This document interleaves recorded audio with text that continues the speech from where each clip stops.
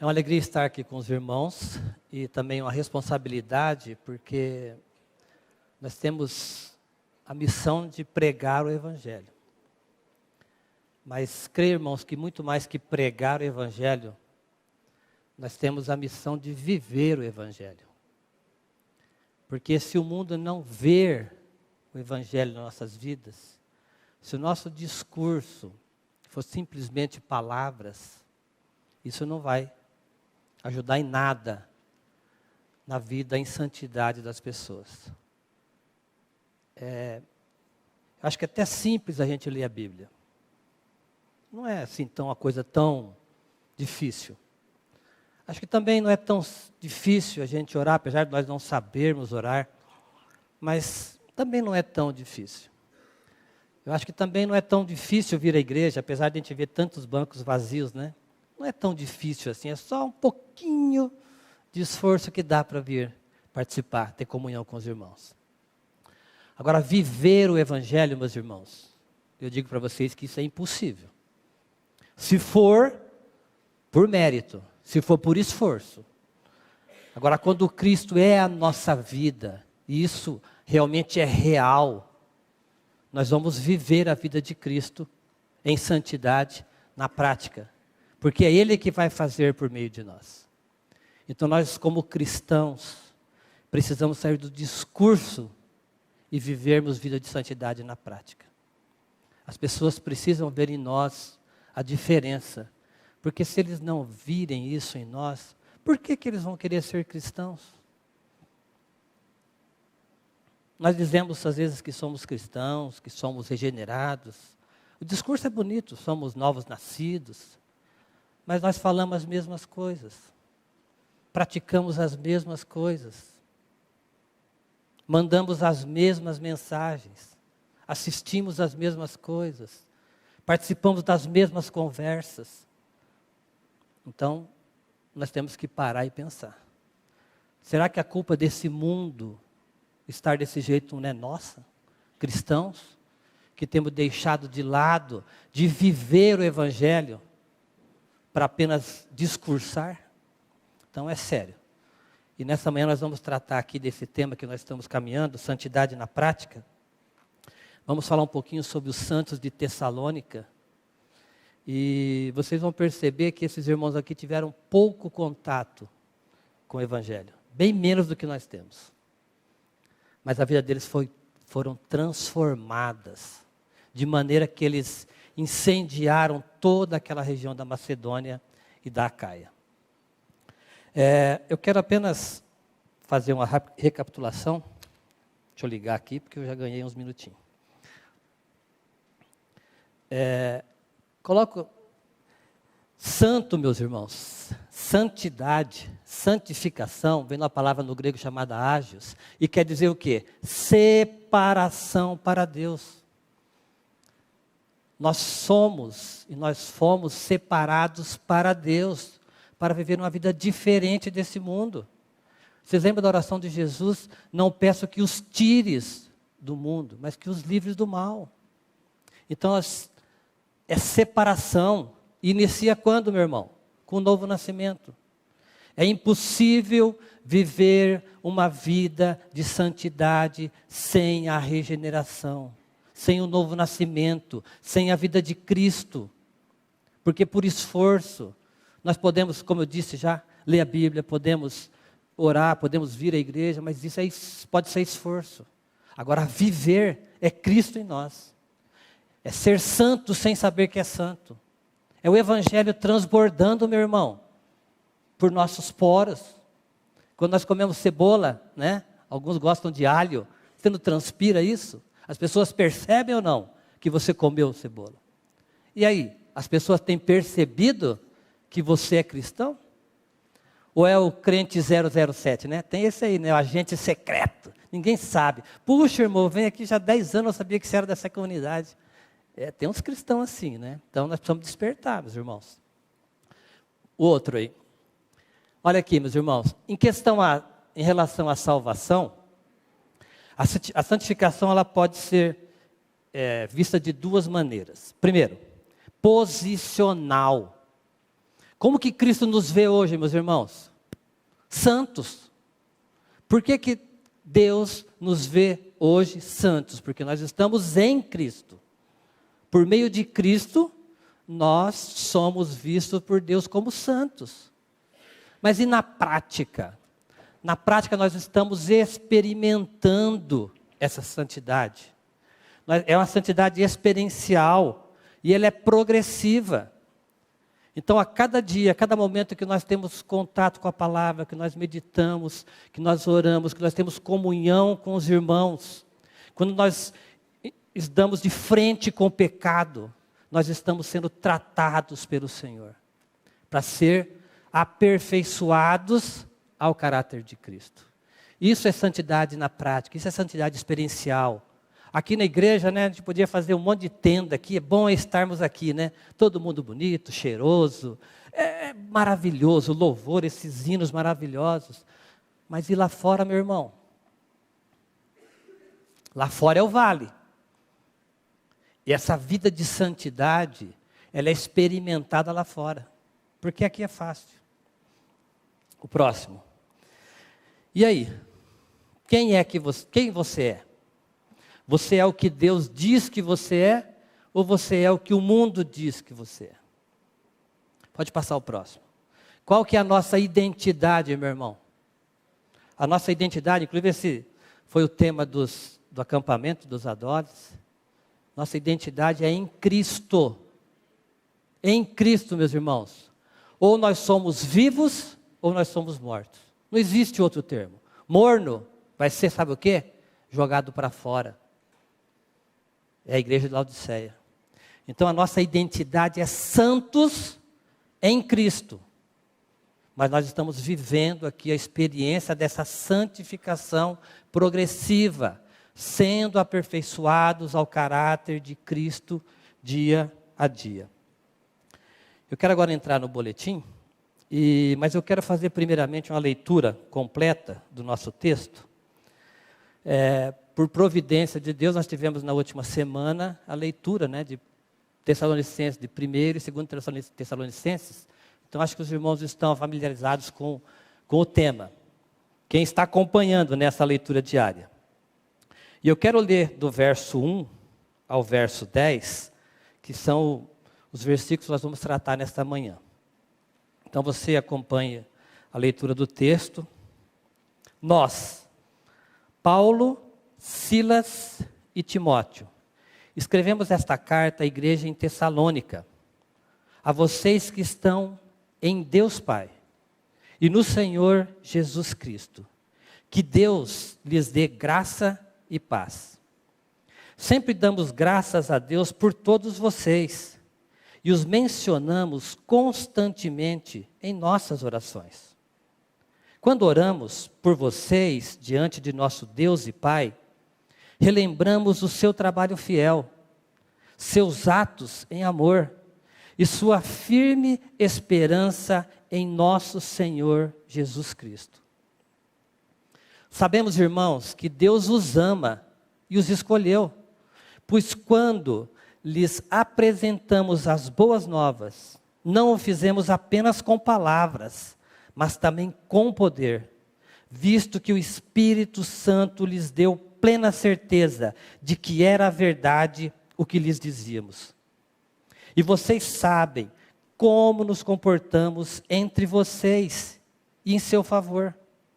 Assim, apesar do sofrimento que isso lhes trouxe, vocês receberam a mensagem com alegria que vem do Espírito Santo e se tornaram imitadores nossos e do Senhor.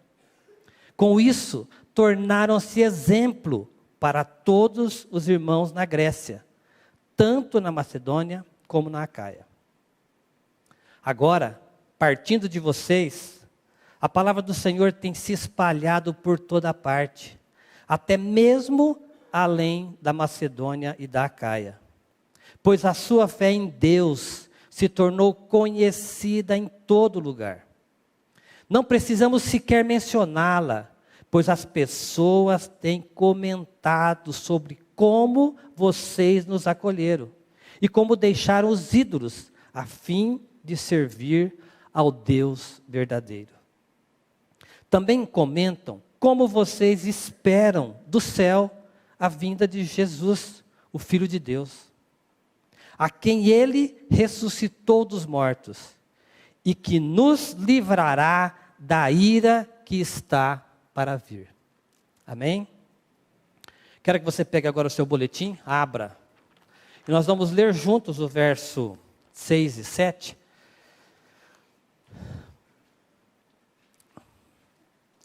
Vamos juntos? Vocês receberam a mensagem com alegria que vem do Espírito Santo e se tornaram imitadores nossos e do Senhor. Com isso, tornaram-se exemplo para todos os irmãos na Grécia, tanto na Macedônia como na Acaia. Vamos orar? Paizinho querido, essa é a tua palavra e nós necessitamos da revelação do teu Santo Espírito para que a tua igreja seja edificada, para que como esses irmãos nós sejamos teus imitadores, nós recebamos a palavra como ela é, como o poder de Deus. Então, abre a nossa boca, abre o nosso ouvido nesta manhã, Senhor, para ouvir o que o Senhor tem. Faz isso nas nossas vidas aqui, naqueles que estão nos acompanhando pela internet e naqueles que também ouvirão, para que Cristo seja glorificado. Em nome de Jesus. Amém. Irmãos, eu dividi esse estudo desta manhã em 3 partes. Então, a primeira coluna aqui nós vamos fazer uma verificação de como o Evangelho chegou ali em Tessalônica, como eram esses irmãos. A segunda parte nós vamos falar dos textos ali, limitado ao capítulo 1, do verso 1 ao 10. Mas vocês que leram durante a semana, vocês vão perceber que esse tema introdutório aqui do capítulo 1, Paulo vai repetir isso durante os demais capítulos, até o capítulo 5. E depois, por fim, nós vamos tentar fazer uma aplicação aqui para nós todos. E baseado nesse texto aqui do tema, o verso 6 e o verso 7, nós vamos fazer uma oração coletiva na igreja. Então, acompanhe aí no seu boletim. Em Atos 17, encontramos a referência acerca da cidade de Tessalônica, fundada em 325 a.C. por Cassandro, cunhado de Alexandre o Grande, que deu o nome à cidade em homenagem à sua mulher. Tessalônica era a cidade mais populosa e próspera da Grécia Antiga, por 2 fatores importantes. A cidade foi construída no melhor porto natural no Mar Egeu e estava localizada no principal caminho que ligava Roma à Ásia. Ao contrário de Filipos, lá já existia uma sinagoga, devido ao grande número de judeus residentes.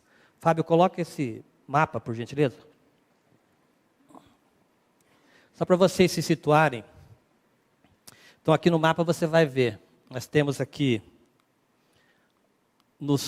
ao sul, Jerusalém, Tarso, de onde Paulo veio, Creta, Corinto, Atenas, aqui a região da Acaia e da Macedônia, e aqui, nesse golfo aqui, nós temos Tessalônica e Filipos, então era próximo, e aqui Roma. Então, apenas para vocês se situarem de onde nós estamos aqui vendo esse texto.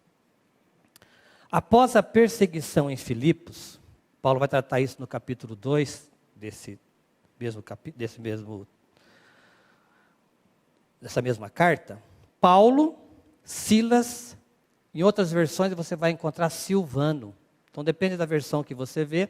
Silas é um nome grego e Silvano, ele é um nome latino. Por isso que tem essas 2 referências. Então, Paulo, Silas e Timóteo seguiram viagem pela Macedônia. Ao chegar em Tessalônica, por volta aí de 49 a 51, como de costume, primeiramente Paulo procurava uma sinagoga. Mas ele sempre se voltava para os gentios. Vamos ler junto, Atos 17, 2 e 3. Como era seu costume, Paulo foi à sinagoga e durante 3 sábados seguidos discutiu as Escrituras com o povo. explicou as profecias e provou que era necessário o Cristo sofrer e ressuscitar dos mortos. Esse Jesus de que lhes falo é o Cristo, disse ele. Vocês vão então encontrar essa referência à carta de Tessalônica lá em Atos capítulo 17. Capítulo 16 vai falar um pouco de Filipos, 17, depois ele vai para Bereia. Então você depois fazendo essa leitura, você vai ter essa referência. O que Paulo pregou, meus irmãos, lá em Tessalônica? O Evangelho. E o que é Evangelho, meu irmão? Evangelho é morte e ressurreição de Cristo. Só isso? Não, não é só isso. É muito mais que isso. Evangelho é nossa morte com Cristo. A nossa união mística com Cristo na sua morte. A nossa união mística com Cristo na sua ressurreição. Esse é o Evangelho completo. Saber que Jesus morreu na cruz, todos sabem. Saber que Jesus ressuscitou, mesmo não acreditando, todos sabem. Agora, ser levado a crer nessa morte e ressurreição, que foi a morte de Cristo, que foi a nossa ressurreição, isso é revelação do Espírito. E essa era a mensagem que Paulo pregava. Meus irmãos, e essa é a mensagem que nós cristãos devemos pregar. Esse mundo está assim porque conhece muito do Jesus histórico, mas não tem a experiência e a revelação do Espírito dessa morte com Cristo, dessa ressurreição com Cristo. E essa é a nossa missão. Até o boletim, aqui na capa do boletim, a nossa visão, né? Conhecer pessoalmente. Porque se nós não conhecermos pessoalmente, como é que nós vamos falar desse Jesus? Falar da nossa inclusão, da nossa união com Cristo. Se nós não conhecermos a ressurreição de Cristo, os efeitos dela na nossa vida, como nós vamos falar isso para esse mundo? E se nós falarmos, o mundo vai ver isso em nós, meus irmãos. Então, conhecer pessoalmente a Cristo crucificado e torná-lo conhecido em todo lugar, por meio da amorosa graça de Deus. Nenhum de nós aqui tem poder de convencer o homem do pecado, do juízo e da justiça. Essa é a função do Espírito Santo. Mas ele pode nos usar para apresentar o Evangelho. E a obra depois vai ser realizada pelo Espírito Santo. Então a importância desse contexto aqui é para nós sabermos como Paulo ele evangelizava. Paulo ele escolhia assim, grandes centros, cidades principais, ele ia com seus colaboradores, chegava naquela cidade, ele verificava se havia uma sinagoga, então ele primeiro ia na sinagoga. E depois, como normalmente o evangelho é rejeitado, e continua sendo rejeitado, o verdadeiro evangelho, ele partia depois para os gentios e apresentava esse evangelho da graça. E houve várias conversões ali por meio dessa palavra. A igreja de Tessalônica nasceu em meio a muita aflição e tribulação. Você acha que aqueles irmãos lá no passado tiveram menos aflições e menos tribulação do que nós estamos tendo? Você acha que a vida naquele primeiro século era mais fácil do que é hoje, meus irmãos? Para o cristão nunca vai ser fácil. Vocês estão vendo o que está acontecendo aí. Não é fácil ser cristão. E não vai ser fácil nunca. Mas não é impossível, porque não é impossível para Deus. Porque quando Cristo é a nossa vida, nós vamos passar por essas aflições e por essas tribulações. Vamos ler junto o capítulo 17, 5 de Atos. Alguns judeus, porém, ficaram com inveja. Reuniram alguns desordeiros e desocupados e com a multidão começaram um tumulto. Invadiram a casa de Jason em busca de Paulo e Silas para entregá-los ao conselho da cidade. Olha como é que os cristãos são tidos neste mundo, como tumultuadores. Eles querem pregar uma doutrina diferente. Então, meu irmão, ser perseguido por causa do evangelho não é coisa nova, não. Invadir as casas não é coisa nova. Invadir igrejas não é coisa nova. É o pecado que está no mundo, meu irmão. É o pecado. E a obra de Satanás é o quê? Matar, roubar e destruir. É isso que eles querem. Então, devido a esse tumulto, como eles não encontraram Paulo, eles pegaram Jason, que tinha recebido a palavra, que estava acolhendo ali aqueles irmãos, espancaram eles. E sabe o que as autoridades fizeram? Nada. Ficaram só olhando. Mas depois eles pagaram a fiança, saíram, e eles aconselharam Paulo para: Paulo, sai fora porque eles vão te matar aqui. E Paulo então saiu daquele local. Então, devido a esse tumulto, Paulo foi obrigado a sair às pressas de Tessalônica. Então, quando ele escreve sua primeira carta, ele ressalta o impedimento de voltar e rever os irmãos. Vamos ler 1 Tessalonicenses 2,18? Queríamos muito visitá-los, e eu, Paulo, tentei não apenas uma vez, mas duas. Satanás, porém, nos impediu. Irmão, contra quem é a nossa luta? Efésios 6,12. Porque a nossa luta não é contra carne e sangue, e sim contra os principados e potestades, contra os dominadores deste mundo tenebroso, contra as forças espirituais do mal nas regiões celestes. Não é a política, meu irmão, não é a economia, não é o governo. São principados e potestades que usam todas essas coisas para perturbar a vida do cristão, para tirar o nosso foco da pessoa de Cristo. Porque em vez de nós dobrarmos o nosso joelho, orarmos pela nossa nação, nós às vezes gastamos mais tempo ouvindo as lives.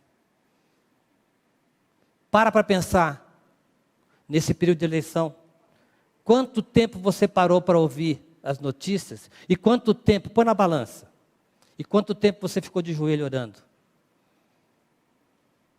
É puxão de orelha assim. Nós temos uma reunião de oração aqui na quarta-feira, que é precioso. Nós temos poucos irmãos que vêm orar pela nação, que vêm orar pelas famílias. Aí nós queremos que tudo vá bem. Meus irmãos, é importantíssima a oração nossa individual, nosso tempo com Deus. Mas a reunião dos santos também é importante. Se não fosse importante, por que haveria essa reunião? E quero alertá-los que reunião dos santos não é somente domingo à noite, nem domingo de manhã. É quarta-feira também. Reunião de oração. Às vezes as pessoas dizem, eu preciso participar de um grupo, de um pequeno grupo. Que é melhor pequeno grupo que de quarta-feira? Quem nunca veio não sabe o que é isso aqui.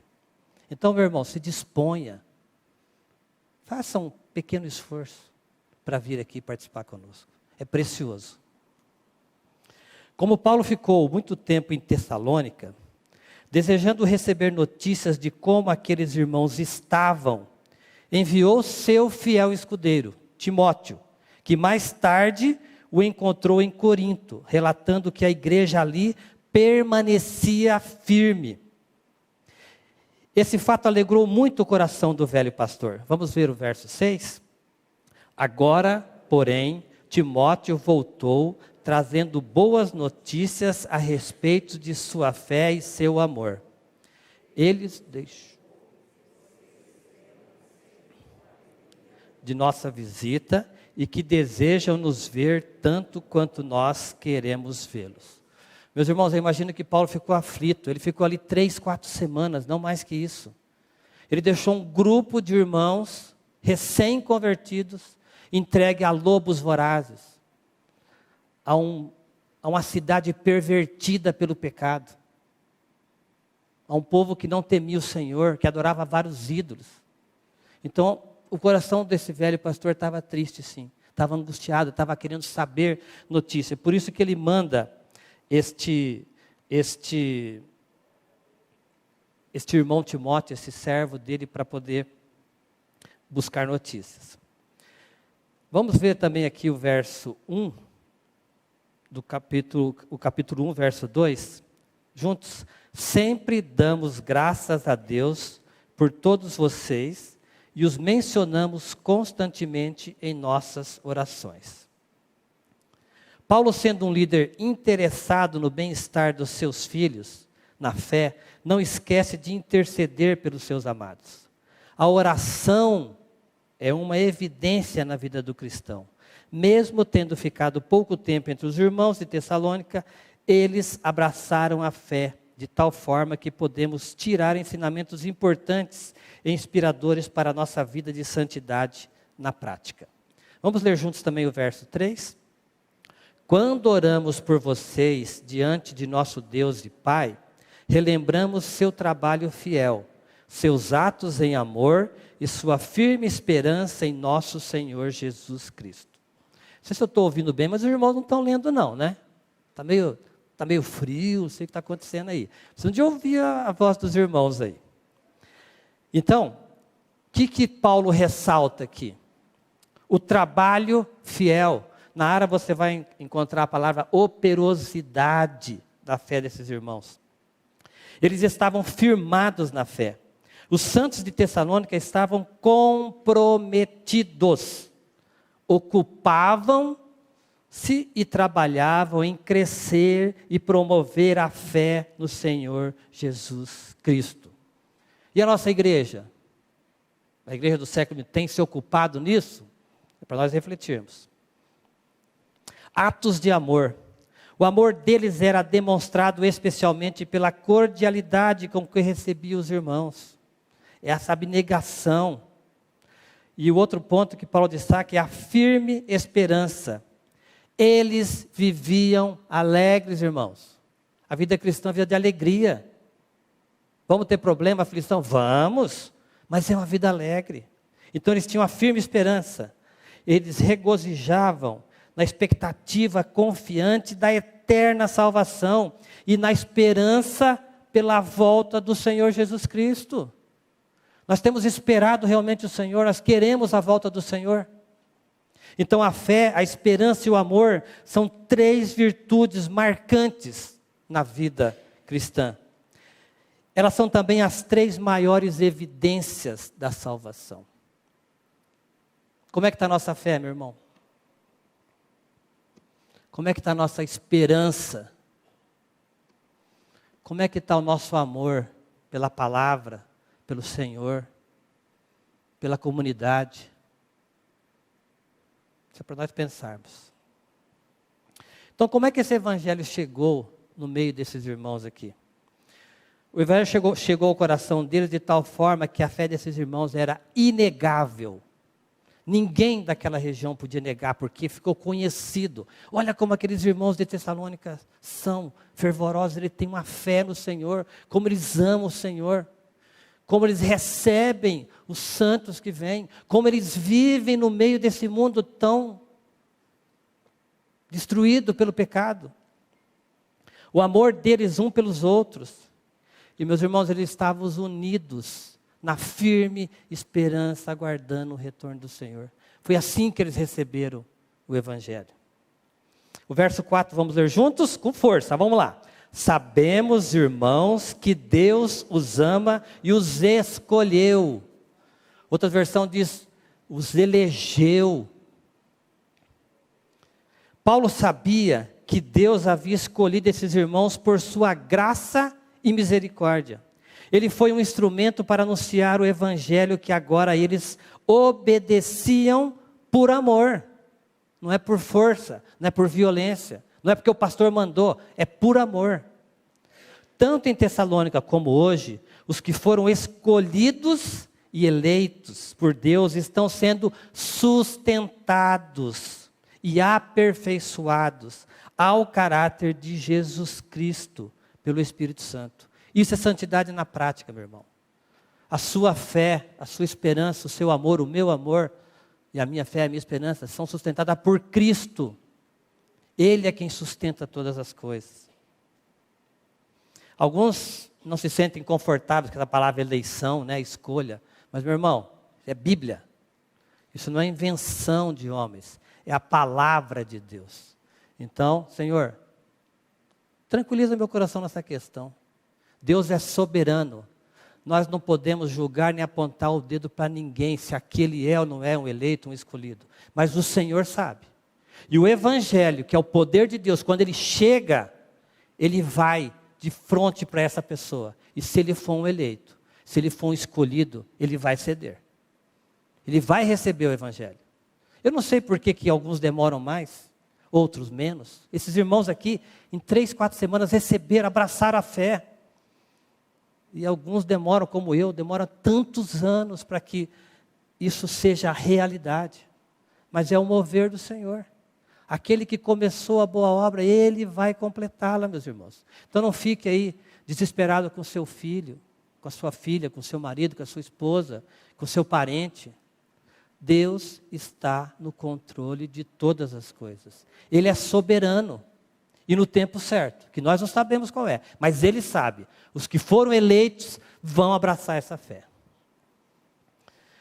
Paulo e seus colaboradores pregaram e viveram o Evangelho no meio dos Tessalonicenses. O Evangelho é o poder de Deus. Onde chega, causa mudança. Para os que foram chamados, a seu tempo, vem a revelação da sua eleição por meio da graça. Para os que estão em pecado, a certeza da condenação, pois de antemão rejeitaram as palavras da vida. Vamos ler junto o verso 5? Pois, quando lhe apresentamos as boas novas, não o fizemos apenas com palavras, mas também com poder, visto que o Espírito Santo lhes deu plena certeza de que era verdade o que lhes dizíamos.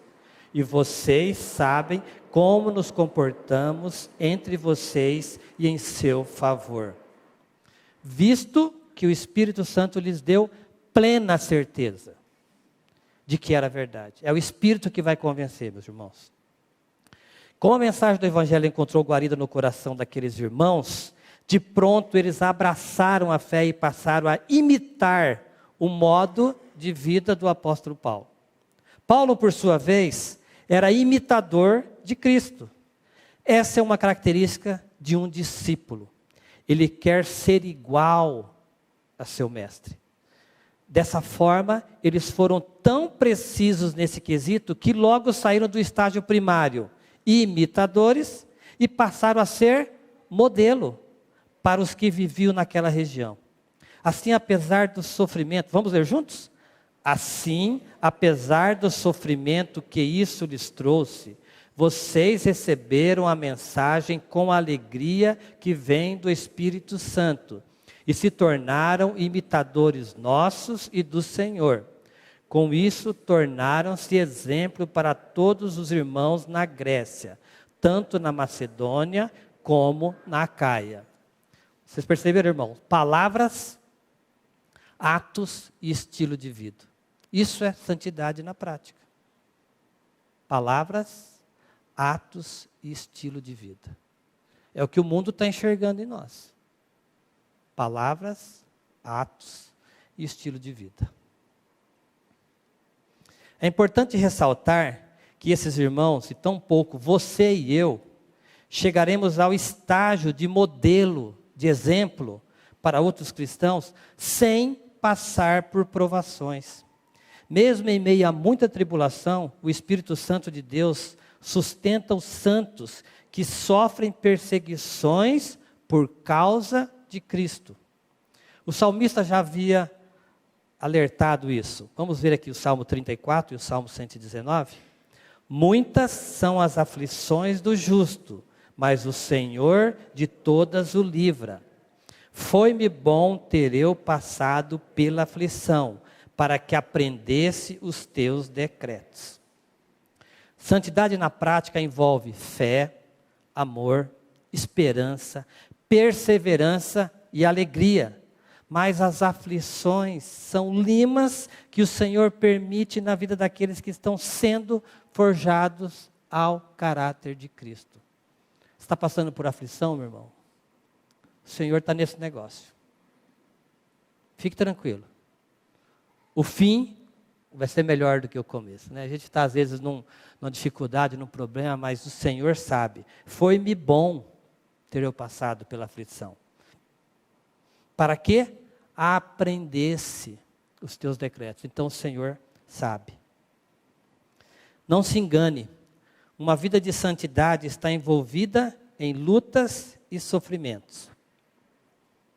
Vamos ler esse texto de 2 Coríntios 4, 7 e 10, porque Paulo sabia muito bem o que é passar aflição e sofrimento por causa de Cristo.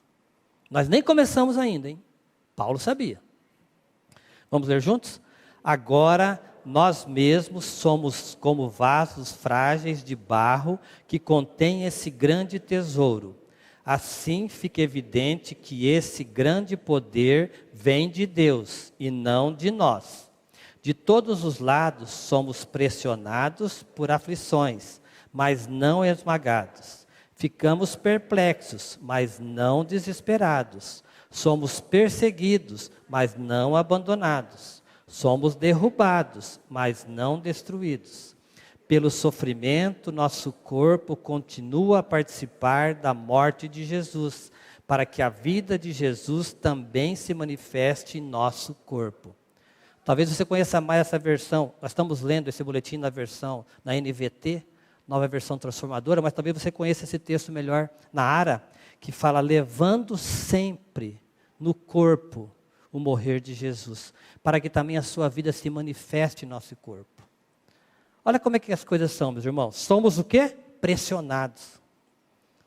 Ficamos perplexos. Somos perseguidos.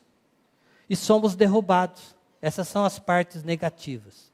Mas olha o que Deus tem para nós. Não esmagados. Não desesperados. Não abandonados. Não destruídos. Nós temos esperança, meu irmão. Esperança em Cristo. Então nós vamos passar por aflições.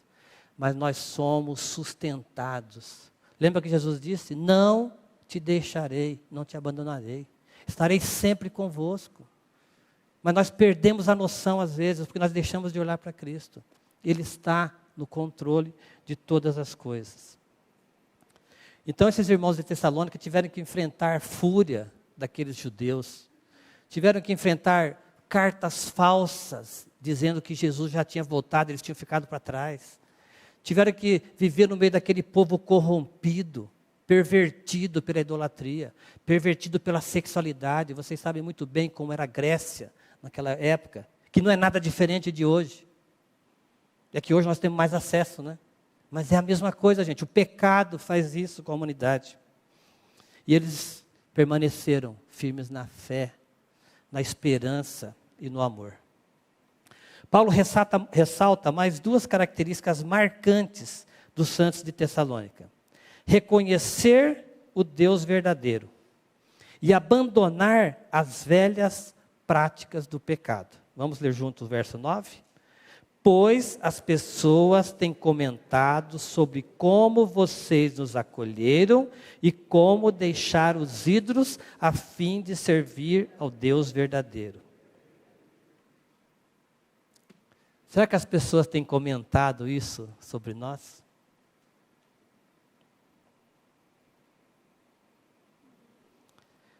Os gregos que viviam na região da Macedônia e Acaia estavam proclamando que os tessalonicenses haviam se arrependido do seu passado idólatra e passaram a servir ao Deus verdadeiro. Muitos de nós aqui vivemos uma vida ou de religiosidade dentro da igreja, ou de pecado afundado no mundo. Os dois estavam na mesma condição. Agora, quando Cristo vencer a nossa vida, quando nós recebemos o Evangelho como o poder de Deus, isso muda ou não muda o nosso modo de agir? Será que as pessoas vão perceber que realmente houve mudança, meus irmãos? A vida de Cristo transforma e é perceptível a todos aqueles que nos cercam. Sendo assim, o mundo passa a estranhar o novo comportamento. Outrora, participante das coisas legais do mundo, mas contrárias a Deus. Agora, avesso ao modo de vida mundano, prefere agradar a Deus em toda maneira de viver. Isso ocorreu entre os santos de Tessalônica. Como nós dissemos assim, meus irmãos, acima, levando sempre o morrer de Cristo. O mundo precisa de ver isso em nós. Você não vai ver por que eu vou querer ser igual ao Maurício. Ele não é nada diferente de mim, ele pratica, ele fala as mesmas coisas. Agora não, ele tem a vida de Cristo. O que sai da boca dele, a língua é santa, não é uma maldita língua. E aí? As pessoas têm visto isso em nós? Vamos ver aqui. Os santos de Tessalônica também aguardavam com esperança pela segunda vinda de Jesus. Isso era algo marcante na vida dos gentios daquela região. Vocês percebem que essa igreja foi formada por gentios, meus irmãos. Não é pelo povo religioso, não. Os judeus estavam perseguindo a igreja. Vamos ler o verso 10? Também comentam como vocês esperam do céu a vinda de Jesus, o Filho de Deus, a quem ele ressuscitou dos mortos e que nos livrará da ira que há de vir. Meus irmãos, a ira de Deus está sobre toda a criatura. Toda a natureza está debaixo da ira de Deus, porque o pecado fez isso. Agora, nós que estamos em Cristo, nós estamos livres dessa ira. Nós temos a esperança, amor. Nós temos a fé. E nós temos o amor de Deus que nos conduz. Isso é segurança para nós. Partindo agora para a última parte do nosso texto. Em toda a carta aos Tessalonicenses, Paulo ressalta o modo de viver santo desses irmãos. Cabe a nós também imitá-los. Aí pode ser que alguém despercebidamente pergunte: como viver em santidade imitando esses irmãos? A lista é grande, então vamos recapitular aí. A conversão desses irmãos, a prontidão, o modo de viver, o acolhimento, o arrependimento, o abandono dos falsos ídolos e o retorno ao verdadeiro Deus. Além disso, há o testemunho, a evangelização, a testificação da fé, o amor e esperança, aguardando a volta do Senhor Jesus Cristo. A igreja pode dizer Maranata, ora vem Senhor Jesus. Mas o mundo precisa de ver isso em nós, irmãos. Porque se os cristãos não clamam por Maranata, por que o mundo vai esperar? A condenação deles. Cabe a cada um de nós que professa ser cristão a reflexão. O meu testemunho acerca de Cristo tem impactado a vida das pessoas? Tem impactado o meu cônjuge, aquele que vive comigo todo dia? A sua esposa tem sido impactada, meu irmão? O seu marido tem sido impactado, minha irmã?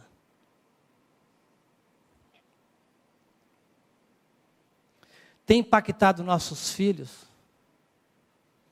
Nós temos aqui na segunda-feira uma reunião com os adolescentes e com os pais de adolescentes. E nós temos visto aqui grande parte das deficiências, dificuldades dos nossos filhos são por causa de nós como pais. É triste, irmãos. Aí nós trazemos os nossos filhos aqui e queremos que os pastores e os professores ensinem eles. O que eles estão vendo na nossa casa? Eu não sei o que fazer com meu filho. Com a minha filha. Senhor, misericórdia. Transforma a minha vida, para que eu seja testemunha na vida deles, para que eles vejam em mim o Evangelho, porque não é por força nem por violência, meu irmão, é pelo poder de Deus que eles serão salvos, é pela graça de Deus que eles serão salvos. Então, a responsabilidade é muito grande, meus irmãos. Será que tem impactado a vida dos nossos vizinhos? Ou eu sou aquele vizinho encrenqueiro? Tem impactado a vida daqueles que trabalham comigo? Como nós dissemos, você é um cristão 007. né? Um agente secreto que ninguém sabe. Realmente tenho sido luz e sal, o bom perfume de Cristo? Eu sou imitador de Cristo, meus irmãos? Aqueles irmãos ali se apegaram imitando Paulo. Puxa, esse cara vive uma vida diferente, eu vou imitar ele. Mas vocês perceberam que eles deixaram de ser imitadores para ser modelo. E às vezes a gente fica tentando imitar o pastor, o líder. Não, nós temos que ser imitadores de Cristo. E como é que eu vou aprender a ser imitador, a ser um modelo de Cristo? Pela palavra, meus irmãos. Mas os cristãos do século XXI não estão muito envolvidos com a palavra. Isso é triste. É triste para a igreja. Eu sou reconhecido como modelo de cristão no meio de um mundo tão mergulhado no pecado. Agora eu quero convidar você a se levantar. E nós vamos fazer essa oração junta, que é uma paráfrase aqui do verso 6 e do verso 7. Então, tenha isso como uma oração. Vamos ler juntos, mas eu quero que você leia crendo no que você está lendo. Pai, eu recebo a mensagem do Evangelho com alegria que vem do Espírito Santo. E peço que o Senhor me torne imitador do nosso Senhor Jesus Cristo. Faz-me um exemplo, um modelo nessa cidade de Londrina. Que o nome de Cristo seja glorificado na minha vida e por meio de mim. Amém?